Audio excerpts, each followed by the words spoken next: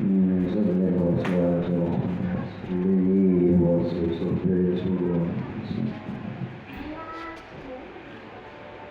الحمد لله تعالى صلي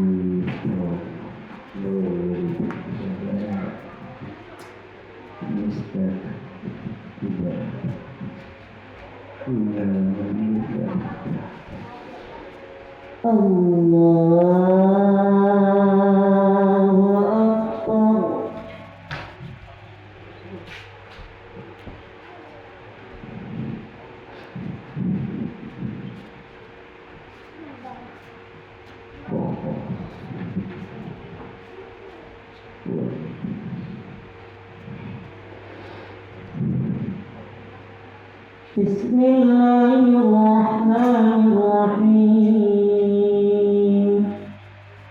الحمد لله رب العالمين الرحمن الرحيم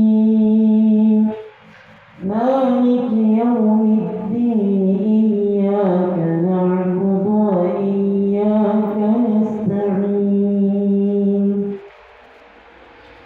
اهدنا الصراط المستقيم صراط الذين أنعمت عليهم غير المغضوب عليهم ولا الضالين آمين.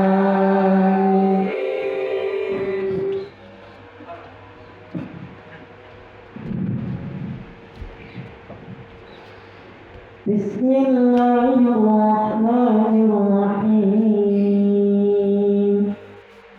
قل يا أيها الكافرون لا أعبد ما تعبدون وما أنتم عابدون ما أعبد ولا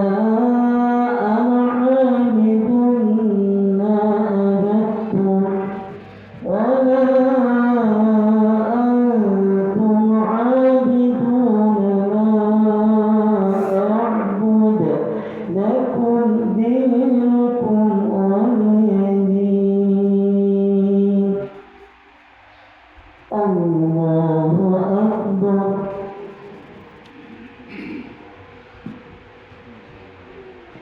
سمع الله لمن حمده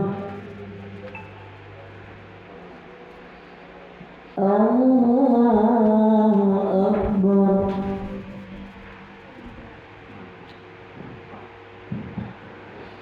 الله أكبر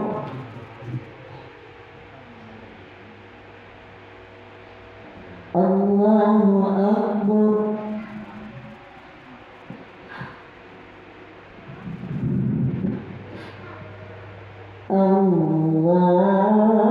الله أكبر بسم الله الرحمن الرحيم الحمد لله رب العالمين الرحمن الرحيم مالك يوم الدين إياك نعبد وإياك نستعين اهدنا الصراط المستقيم صراط الذين أنعمت عليهم غير المغضوب عليهم ولا الضالين آمين.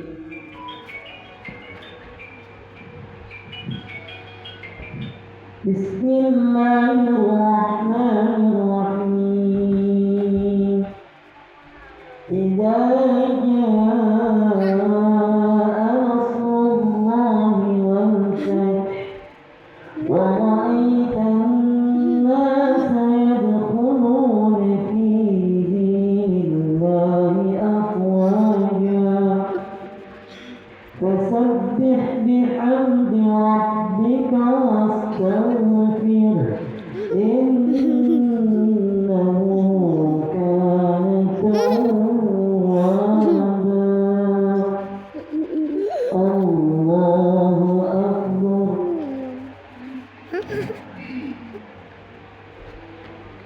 سمع الله لمن حمده الله أكبر الله أكبر الله أكبر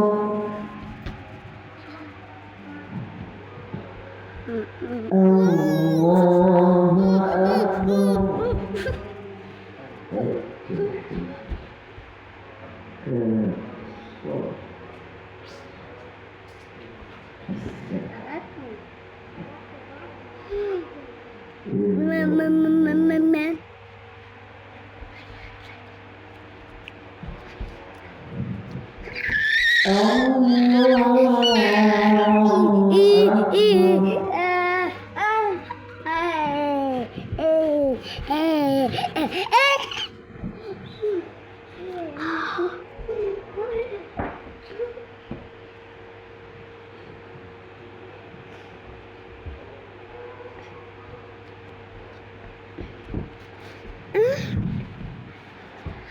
الله أكبر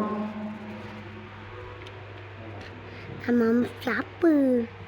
سمع الله لمن حمده Allahu Akbar. Bismillahirrahmanirrahim. الله أكبر الله أكبر Tinggi. الله أكبر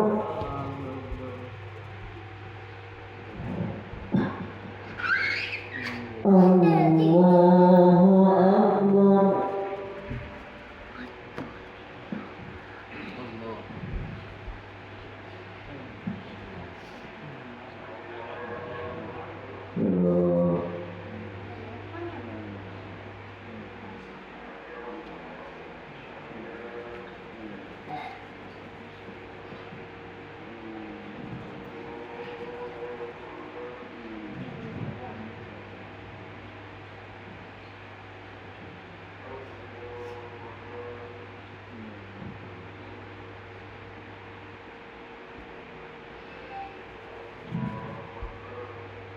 السلام عليكم ورحمة الله السلام عليكم ورحمة الله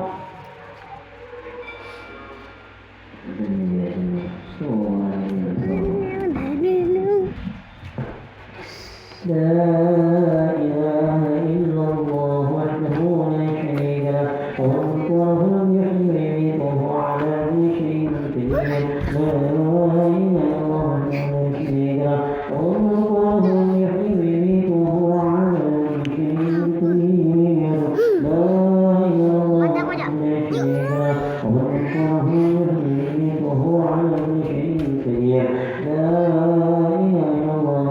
لا شريك له وله الملك وهو على كل شيء قدير لا إله إلا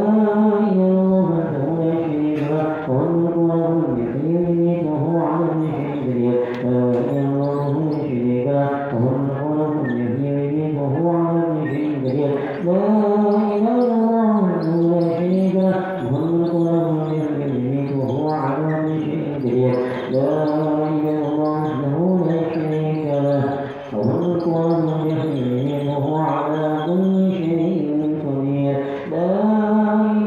وحده لا شريك له وله الملك وهو على كل شيء قدير لا